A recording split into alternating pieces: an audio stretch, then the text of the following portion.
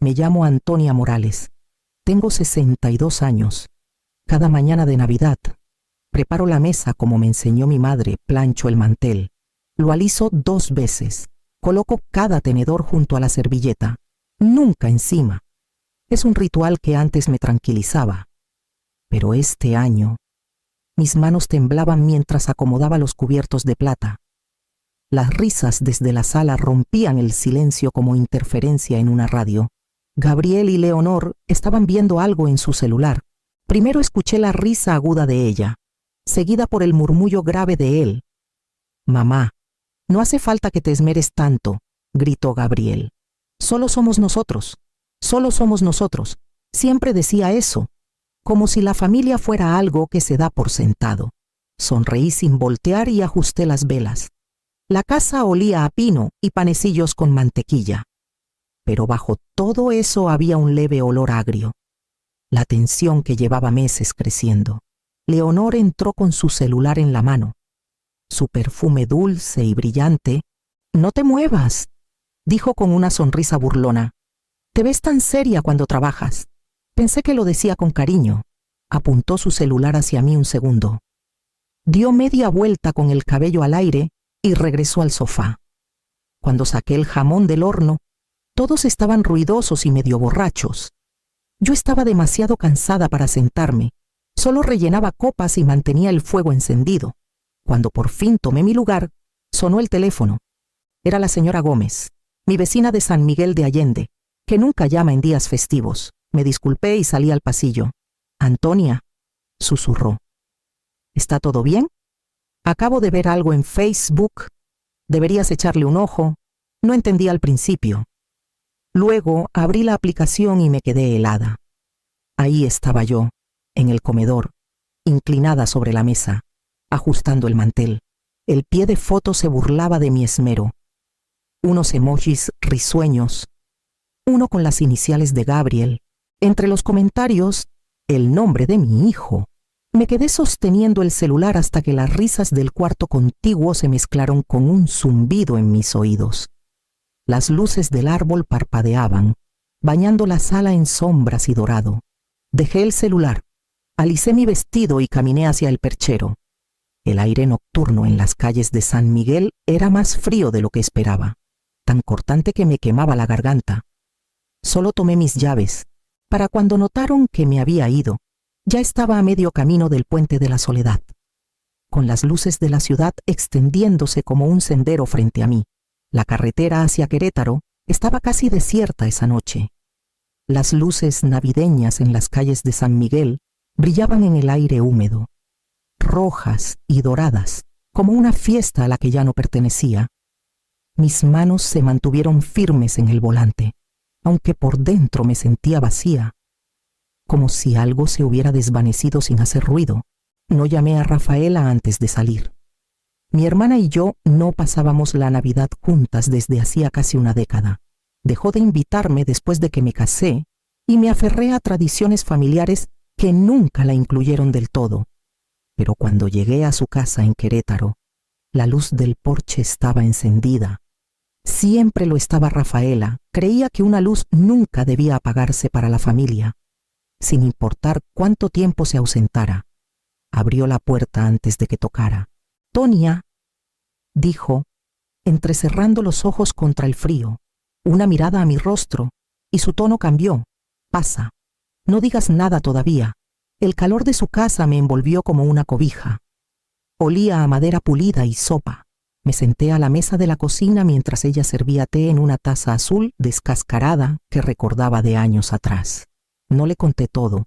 No aún. Solo dije, «Se rieron de mí».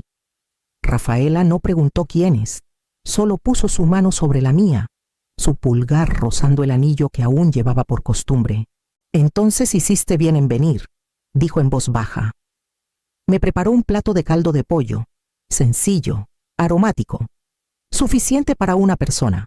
Por primera vez en años, comí despacio, sin tener que pasar platillos ni rellenar vasos. El silencio al principio se sentía extraño, demasiado grande, como una iglesia vacía, pero a la mitad de la comida me di cuenta de que no le tenía miedo. Después, Rafaela tendió una colcha en la cama de invitados y encendió una lámpara pequeña a un lado. «Duerme», dijo. «El mañana se las arregla solo». Cuando cerró la puerta, el único sonido era el zumbido del calentador y el leve murmullo del viento del Valle de Santiago afuera. Me quedé mirando el techo, con la luz del porche dibujando una línea delgada en la habitación. Fue la primera noche en años que no soñé con estar sirviendo a nadie. La luz de la mañana se colaba por las cortinas delgadas, pálida y poco amable. Desperté con el suave silbido de la tetera de Rafaela y el aroma del café flotando por el pasillo. Por un momento olvidé dónde estaba. Entonces mi celular vibró en la mesita de noche.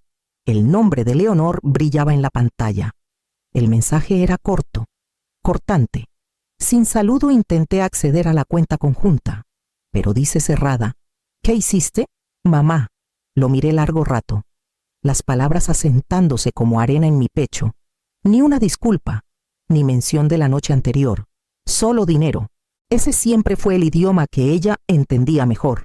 Rafaela me miró desde el otro lado de la mesa cuando entré a la cocina. «¿Malas noticias?», preguntó. «Solo un recordatorio», dije, tomando un sorbo de café. Esta vez, mis manos no temblaron.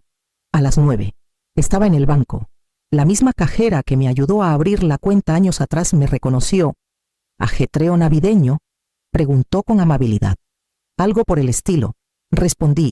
Tardaron 10 minutos en cerrar todo cuenta corriente, ahorros conjuntos, las transferencias automáticas que durante años habían pagado sus cuentas sin que yo lo notara.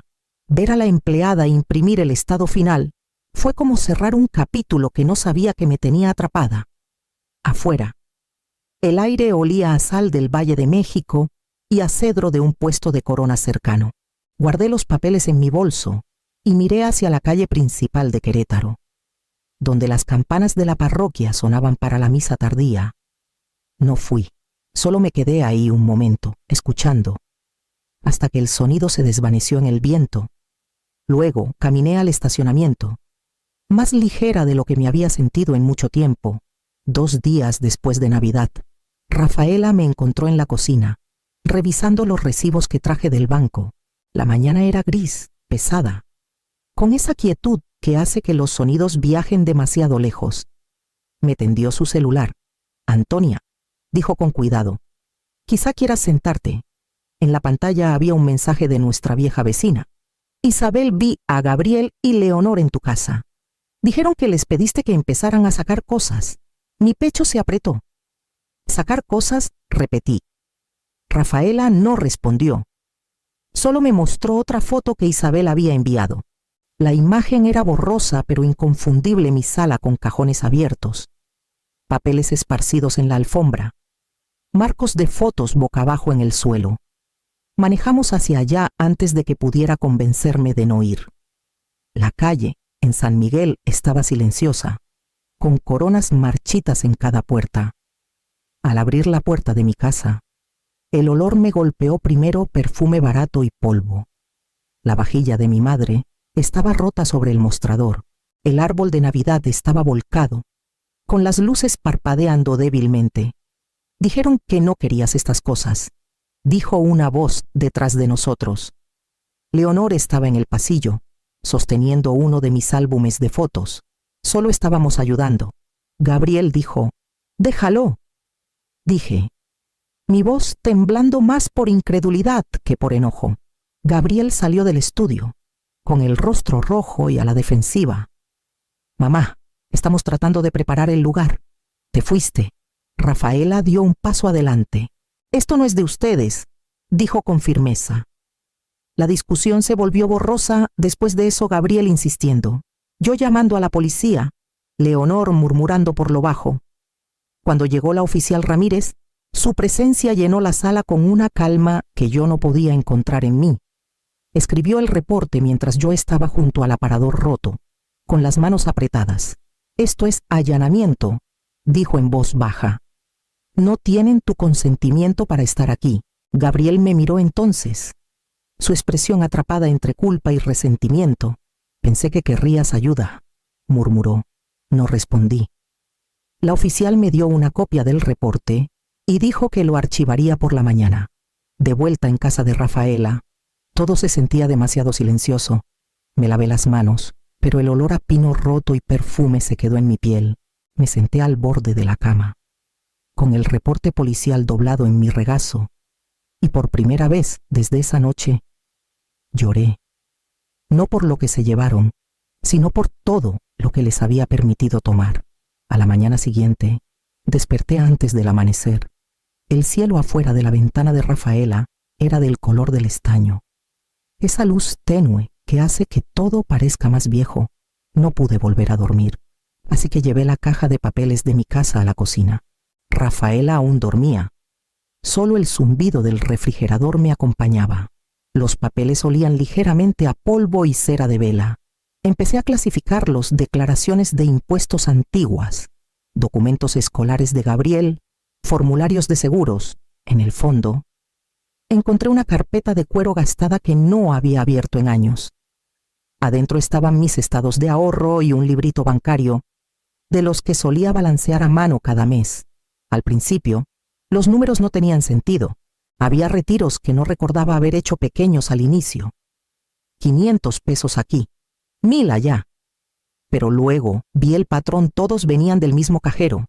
Cerca de la oficina de Gabriel, sentí un escalofrío en el pecho. Pasé las páginas y encontré una carta del banco, fechada hace 3 años, dirigida a Antonia Morales, cosolicitante. No reconocí el número de cuenta. Cuando llamé al banco, la mujer al otro lado explicó con suavidad, como si yo fuera frágil, que era una tarjeta de crédito vinculada a mi nombre. Gabriel la había abierto con mi información. Un límite pequeño, dijo. Debió haber tenido acceso a tu identificación. Le agradecí y colgué. El silencio en la cocina se sentía más pesado que la noticia misma. Pensé en cada cuenta que le ayudé a pagar. Cada vez que me dije que solo estaba pasando por un mal momento, que era joven, mi hijo me había robado, no por necesidad, sino por costumbre. Doblé los papeles de nuevo en la carpeta y aplasté la cubierta, como si cerrarla pudiera cerrar también el dolor que se extendía por mi pecho. Rafaela hizo la llamada a la mañana siguiente. No pidió mi permiso, solo dijo: «Necesitas a alguien que entienda lo que esto significa». A mediodía, estábamos en una pequeña oficina en el centro de Querétaro que olía ligeramente a papel y pulimento de limón. La puerta de vidrio decía Isabel Torres, abogada. Isabel parecía tener unos 40 y tantos, con ojos agudos pero amables. Me dio un apretón de manos firme, del tipo que te estabiliza sin pedirlo. «Rafaela me dijo que has tenido unas semanas difíciles», dijo. Asentí y deslicé la carpeta sobre su escritorio. «Estos son los estados», dije en voz baja, «y copias del reporte policial». Leyó en silencio, pasando las páginas con precisión cuidadosa. Cuando llegó a la carta del banco, la dejó y me miró. «Esto no es solo descuido», dijo. «Es una conducta financiera indebida, uso no autorizado de identidad, crédito cofirmado sin consentimiento. Si quisieras presentar una denuncia, podrías». La palabra denuncia sonaba fría, demasiado técnica para lo que esto era. Junté las manos en mi regazo. «Es mi hijo», dije. Isabel se recargó ligeramente. La silla crujió. «Lo entiendo, pero ser tu hijo no lo hace correcto. La gente hace cosas terribles cuando sabe que será perdonada. Eso no significa que dejes de protegerte». Rafaela me tocó el brazo. «No lo estás castigando. Antonia, estás poniendo un límite». Isabel deslizó un cuaderno hacia mí. «Documenta todo», dijo. «Cada transacción, cada mensaje, cada objeto dañado en tu casa. Si decides actuar, esto importará. Si no, igual te dará claridad». El consejo era práctico, casi simple, pero cayó como una piedra en mi pecho. Salí de su oficina sintiéndome más estable, pero también vacía, como si cada verdad dicha en voz alta me despojara de otra capa de ilusión. Afuera, el viento traía el olor del bajío, sal y algo metálico, como anclas viejas. Sostuve la carpeta contra mí y me di cuenta de que tal vez sobrevivir No se trataba de perdonar o enojarse. Se trataba de aprender a estar donde nadie más pudiera quitarme nada. La llamada llegó un jueves por la tarde. Estaba en el jardín trasero de Rafaela, podando las últimas rosas de invierno, cuando mi celular vibró en mi bolsillo. La pantalla mostró el nombre de Gabriel.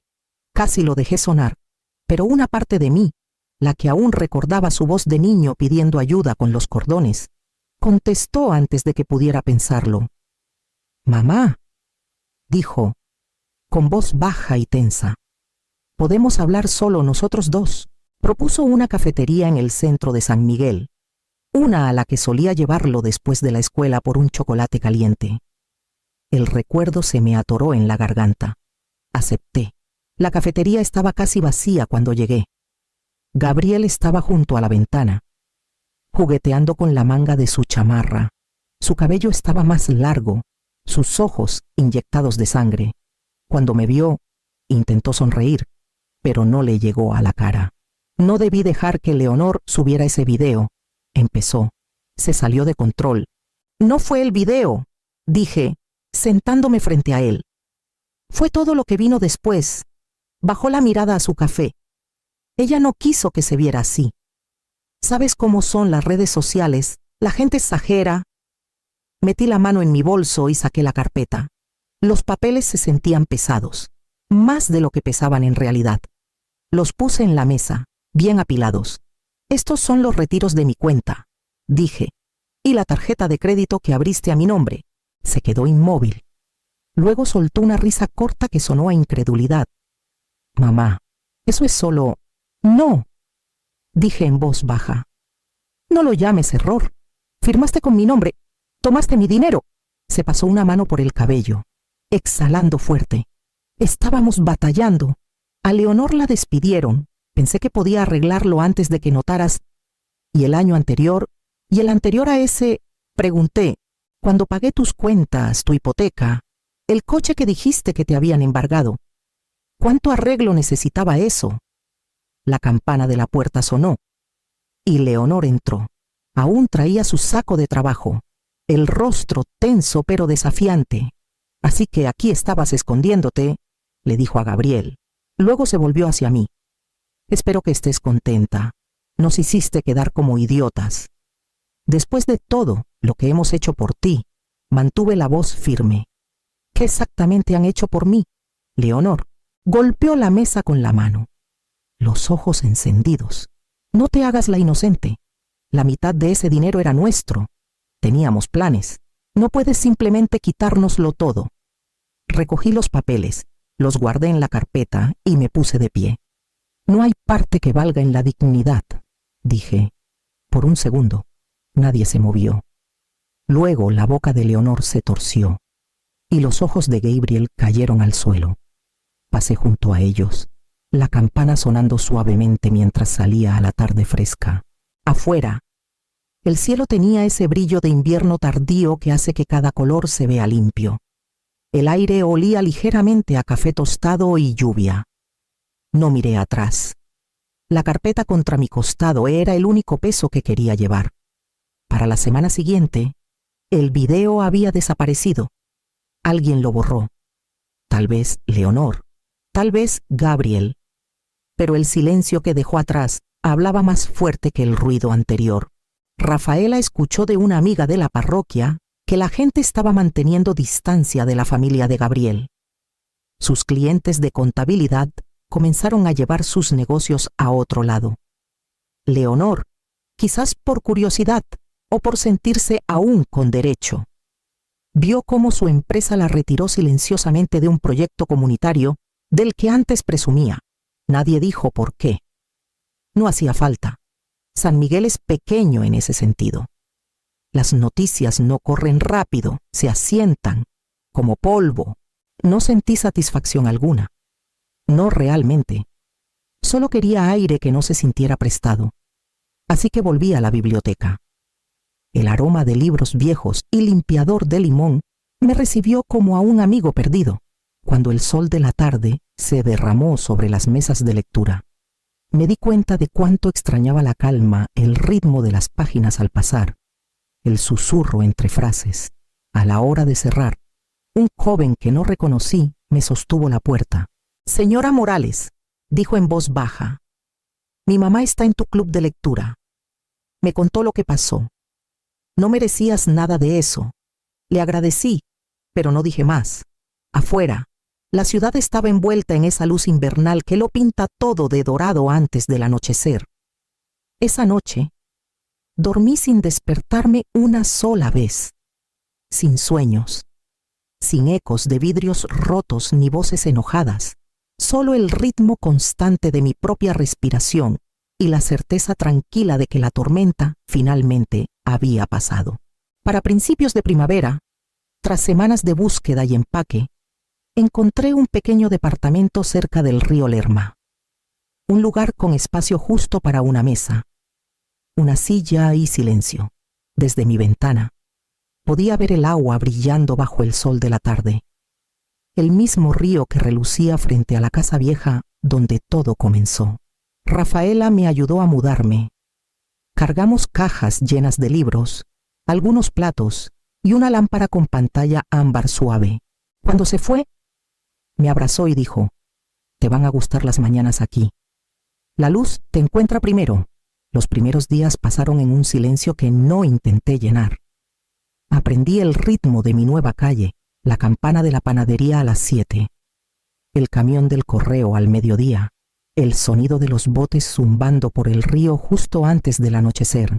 Cada sonido era prueba de que la vida podía seguir sin ruido, sin caos, sin que yo tuviera que arreglar los desastres de otros. La tercera noche, mi celular vibró en la barra de la cocina. Un mensaje corto brillaba en la pantalla. «Lo siento, sin nombre, pero no lo necesitaba». Lo leí una vez y puse el celular boca abajo junto a la lámpara. El cielo afuera se había teñido de azul, del tipo que cierra el día como cortina. Salí al pequeño balcón, encendí la luz del porche y vi cómo se derramaba suavemente sobre la baranda. «Esto ya no es para esperar», susurré. «Es para la paz». Un año después, pasé la Navidad en casa de Rafaela. La mesa era más pequeña, puesta para 4 en lugar de 12, pero brillaba con un calor que no necesitaba demostrarse. Las risas flotaban desde la cocina mientras una vecina pasaba con un pie y mencionaba mi clase de biblioteca para adultos mayores. «Te adoran», dijo. Sonreí, ajustando los platos. El gesto familiar pero ligero esta vez. Ya no servía por deber, servía porque quería, porque la bondad, una vez libre de expectativas, por fin puede sentirse como amor